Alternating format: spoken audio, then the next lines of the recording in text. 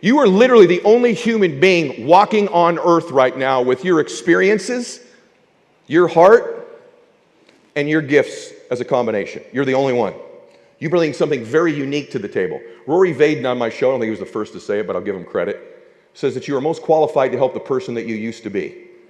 Because the combination of your experiences makes you special when you combine them with your giftedness. Here's what's crazy about our culture. We only really recognize very obvious external gifts. And we discount our own because they're internal. So because something comes easy to you and is a gift, you discount it as no big deal and you think everybody has it. You do. So like LeBron, 6'8", runs a 4.40, can 360 windmill dunk. We go, that dude's gifted, right? Beyonce, let's just be real. You look like that and you sing like that, come on. Right? Hers are external. Mine are internal. Mine are internal. So I don't know what yours is. It could be your kindness, your humor, your intellect, your problem-solving skills, your relentlessness, your resiliency, your humor. It could be your beauty. It could be your physical touch. It could be your ability to communicate. It could be your ability to feel people.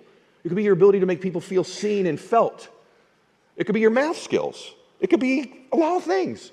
But when you begin to take an inventory of the things that are your giftedness that come naturally to you and you link them to your faith, now your self-esteem has a chance to increase. When I was a young man, I'm running on the beach in Hawaii. I had won my first incentive trip in my financial company in WFG, and I'm running on the beach, right? Running on the beach like 5 a.m. No one worked out back then. I was like the only dude in a gym. Now every business person. But that day I wrote a book called, those days called The Corporate Athlete by a guy named Gropel. And he basically said, hey, one of the separators is be more physically strong, have more higher energy than your competitors, you'll beat them in business. And I'm like, well, I don't have the higher brain, so I'm going to really get good at being physically stronger, making a statement with my physiology, have more energy, perform at my peak longer in a given day than somebody else. And so my peak might not be as good as your peak, but I'll be at my peak longer, I'll kick your ass. Right? So I'm running on the beach, and one of my heroes is running towards me in the fog. No joke, it's Wayne Dyer. If you don't know who Wayne Dyer is, look him up later, right? Running right towards me. I'm like, holy crap, it's Wayne Dyer. So long ago, I was wearing a Sony Walkman, playing a cassette. So was he. And he runs by me, big old hairy back. I'll never forget it, bald guy. I'm like, geez, Louise. And then he gets by me, and I go, and I love when people say something, I go, Dr. Dyer. I was afraid to say it. He turns, and he goes, yeah. I go, you changed my life. He's got goosies. And he has a deep voice like me, and he goes, well, I highly doubt that.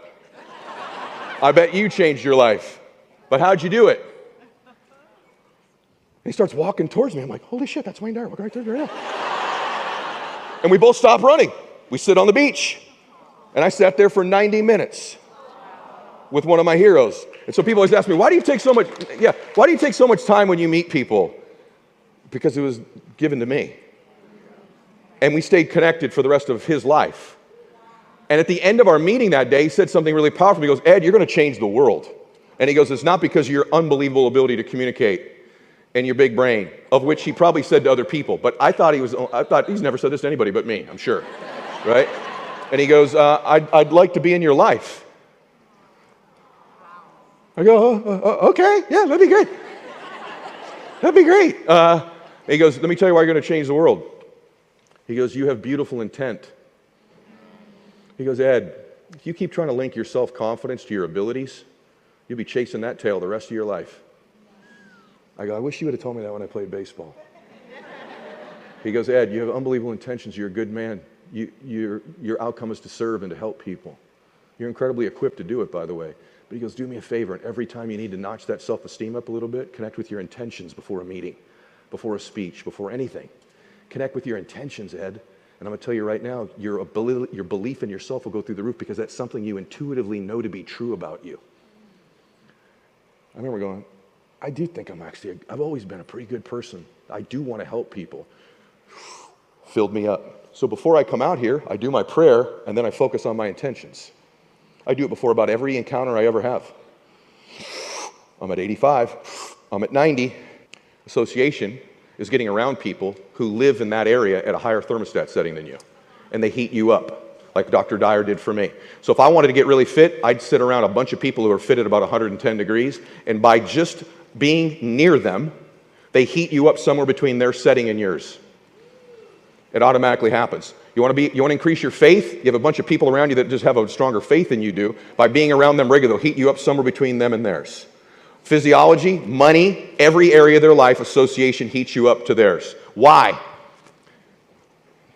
I'll give you the exact way that I wrote it here, okay? I want to make sure I say it the way I wrote it. Proximity increases influence.